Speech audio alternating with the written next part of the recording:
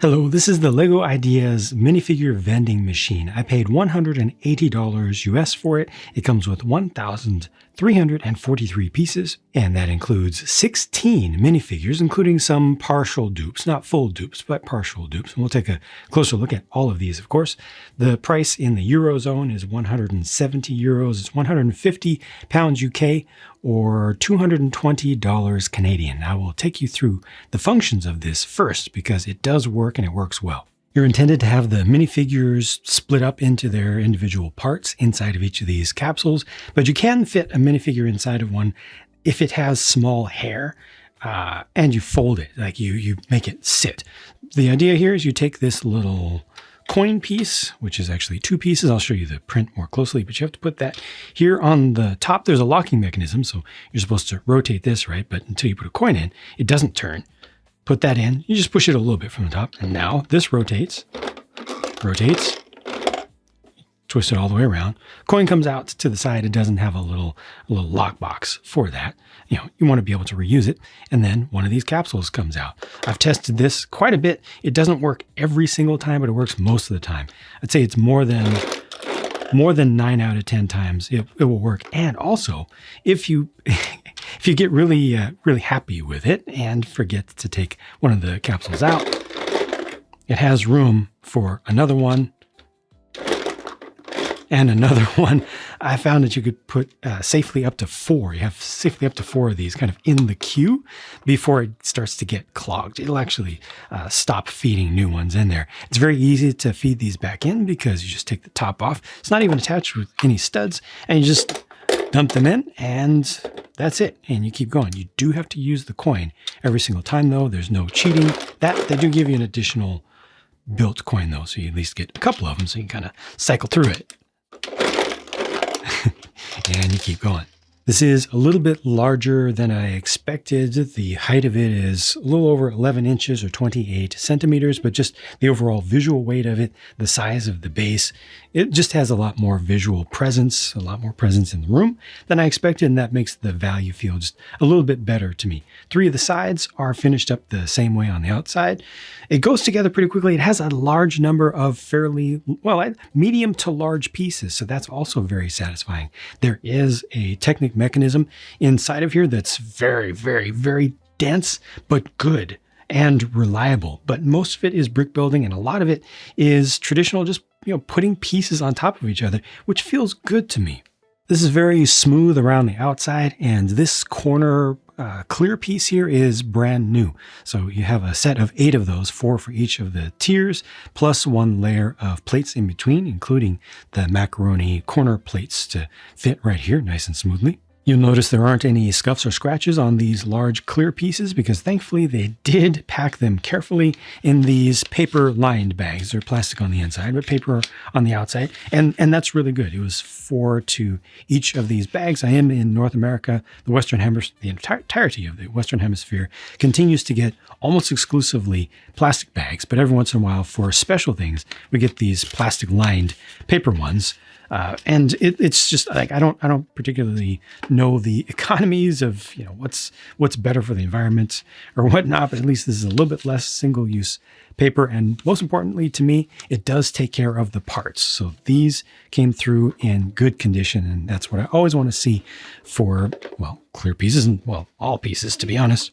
Speaking of clear, the capsule piece is new, and it is just one mold. So whether you're looking at the see-through part or the opaque part, it's the exact same thing. And it's slightly frosted on the outside. That goes for both because, again, it's only one mold design.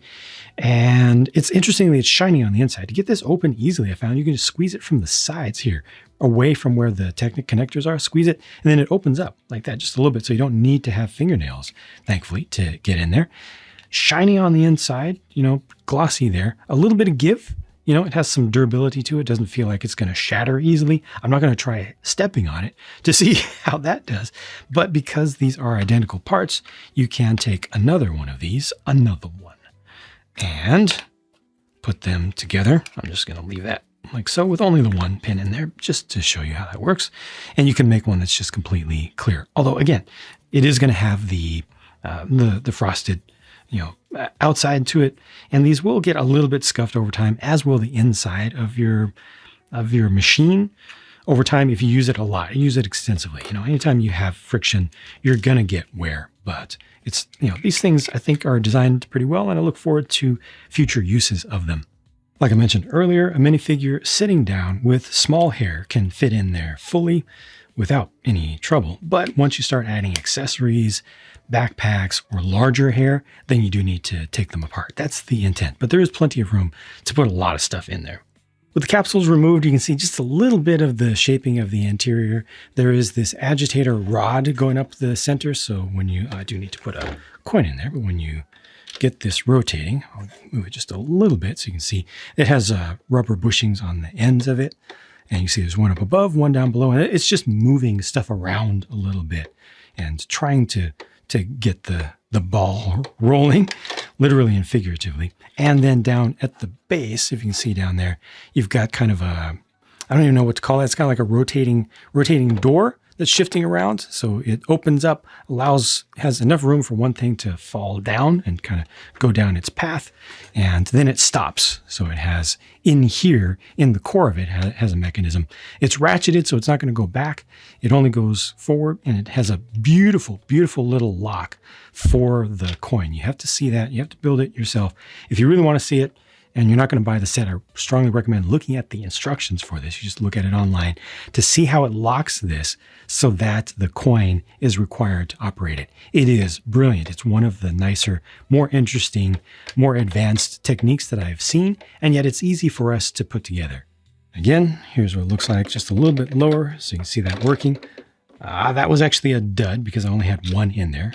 That does happen every once in a while. I found it maybe once every 10 to 15. In this case, it was completely my fault because, like I said, there was only one left in there and I didn't have things moved around. But every once in a while, it'll fail. But the vast majority of the time, it does work. And of course, the real machines do fail sometimes as well.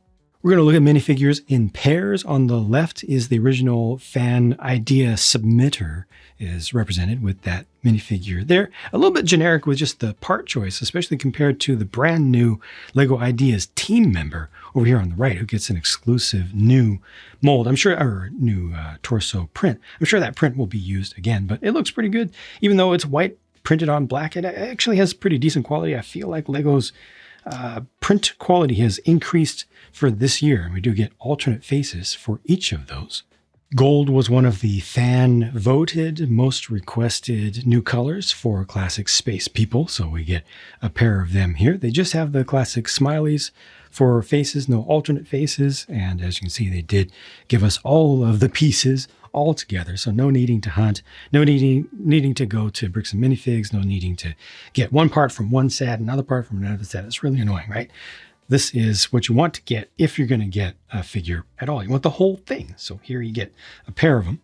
And here's the teal color or dark turquoise color. This actually looks more interesting to me. Obviously, gold is very, very special, but this feels more usable. These feel more massable, and hopefully these parts will become available outside of this set as well, because I can definitely imagine plenty of people wanting to do an entire Classic Space faction with either or both of these colors. And here again, the print is good. I am sad that they did not include the newer version of the classic metal detector, though. That would have been perfect for one of these. Fans of Lego Castle and medieval stuff are continuing to eat very, very exceptionally well with a new faction here. This is the Griffin faction, so brand new printed almost everything that you're looking at here with the new shared torso and hips and legs between the two with some of that nice printed bright silver as well as some molded silver on these parts underneath there. It did split it up, so you have one male, one female. Only one of those has an alternate face. And then here are the Krakens, a little bit different, lighter armor, a little bit more Viking-like, I think, in their overall look. But I don't study medieval history, and armory is just, moving a little bit away from the heavy, kind of stereotypical plate mail and chain mail that we often see in modern media. And once again, the print quality is pretty good with these. I'm pretty satisfied with it. I do need to take the face gear off so you can see the faces the rest of the way. There those are, and no alternate faces for either of these, I'm afraid. And finally, completing the core nostalgia trifecta, we have some representation from Pirates here. And specifically on the right to this character is a grown-up version of Camilla, or Camila, however it's pronounced, however you prefer to pronounce it, the daughter of the Admiral from an old comic book that Lego did about pirates. So actually a number of the figures in this set have names associated with them, but this is the most clear and probably the one of the most interests and historical value, I think, to collectors. They went above and beyond for Fabuland. Most of the other figures are just reusing parts with different colors and different prints. You do have this nice design of shield. However, for Fabuland, you got 2 new molds for those headgear pieces. I really, really wish that Lego would just figure out that they need to make an inside of mouth face for figures so that these don't look like there's a giant human face in the middle of an animal face. They should look anthropomorphized fully, or you should at least have that option to make them look anthropomorphized, and they just don't do that. I don't know why. They don't realize that would add so much value to these by allowing you to make this into like your own stand-in for Fabuland. Do minifig scale Fabuland using at least these 2 factions here, the bears and elephants. We just need something that's either a solid color or just an alternate print for some of these, and they're just not doing that. I don't know, bugs me because it seems so obvious. But once again, good production, including the yellow here against blue. It's pretty opaque, pretty nice. And last but certainly not least, Paradisa gets some high resolution, high quality representation here with a pair of figures who share the hip and leg and torso bits, and just swap out some other accessories. These are just updated, to kind of fit into more of a modern style. So higher quality, higher resolution graphic design work. The 92 represents the year back there, but nice to get these for the many fans of Paradisa out there. Still an underrated theme, but maybe not as underrated as it used to be. And once again, pretty good quality printing. You can see that the print on the trunks for the legs is not quite there, but it's definitely way closer than I'd say the majority of prints have been and color matches have been in the past handful of years. Finally, speaking of prints, here's a closer look, as promised, at the print for the coin, or the coins. Identical between the 2, only printed on one side, and I think that's fine enough. Would have been nice if it was printed on both, but not completely necessary, and there were no stickers for this set. Again, this was 1,343 pieces. It cost me $180 US. It's 170 euros, 150 pounds UK, or $220 Canadian. And in no world am I going to tell you that feels like a good price. However, the set itself is excellent. The product is stellar. I couldn't really ask for it to be much better. I mean, my only nitpicks are absolutely tiny. Like, I wish that the coins were a little bit nicer and maybe had some metallic finish to them, or at least metallic injection molding. I wish that the marketing photos for this and the box art did not make it look like the chamber up here was almost full with the capsules. They put all of them towards the front to make it look like you get, just a larger number of them in total. Again, it's a tiny, tiny nitpick. It's 16 of them, and all of these figures as well. Let's talk about value a little bit more bluntly, I guess. 16 minifigures, I'm going to price those or value them in a retail set at $4 each. No, I'm not going to say they're worth $5 just because the collectible minifigures cost $5. It costs more to produce those, and when you buy less, you're going to be paying more per item. These cannot be valued higher than $4 each. So we're looking at a maximum, and this hurts me to say, even this much, especially with some duplicates in there, $64 with a value with the minifigs. Is this machine worth the remainder, the $116 that remains there? I don't think so. Not only is this not $116 worth of plastic, it just feels like not $116 worth of stuff. Seriously, ignore the figures and think about just this. Is this worth $116? Between $110 and $120 to you. To me, it's not. It's a very good build, but again, the entire thing is 1,300 pieces, less than 1,350 pieces. I built this live on Twitch, streaming, and it took me 3 hours to put the whole thing together. It's not a whole lot of building. There is a fair amount of repetition on the side. It's not annoying at all, but it's mostly pretty straightforward with the exception of a really tight Technic core in there. It's mostly straightforward stuff. A lot of the bulk comes from these large pieces right here, which are great. They're new, and that's all wonderful. And then, of course, the capsules, which is a single new piece, one new mold, done in 3 different colors. And that's also done well. But no, I don't see the price and the value here. I would like this entire set, and you can disagree with me, that's fine, but I'm still going to have my opinion. I would like this entire set at 120 tops. Even that feels like it's pushing.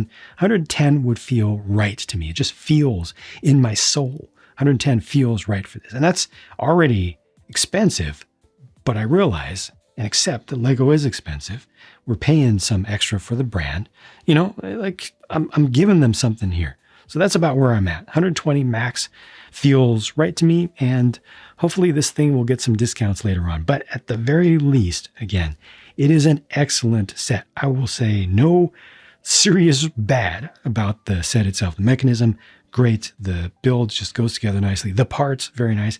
And the minifigures, I think, are wonderful to have here. I've heard a lot of people complain that this has robbed the entitled Lego fan community of a CMF, of a collectible minifigure series. And that's just like an opinion. And how opinions are. I think that's an L take. I don't think that that's a valid way to look at it. This is a set that gives you 16 minifigures. Well, you pay for 16 minifigures when you get this set. Hopefully some of the more desirable things here will become available again through Bricks and Pieces. So you can get the parts individually later on if you just want the figures. And if not, you'll be able to get them off Bricklink. Thankfully, we have that wonderful, vibrant community of sellers that buy tons and tons and tons of whole entire sets, and they part them out so that folks who specifically don't want to buy a whole thing can just get the parts that they want. And we can take advantage of that. And it's a system that has been working for a long, long time now. So overall, I'm happy here with everything except for the retail price. Thank you for watching. Thank you for your support. Thank you to all of my Patreon members, all my channel members, both here and on the main channel, Twitch supporters. You folks allow me to do this. Allow me to continue. Thank you. I cannot thank you enough. And I hope that I bring enough value to you in return with the content that I do. Bye for now.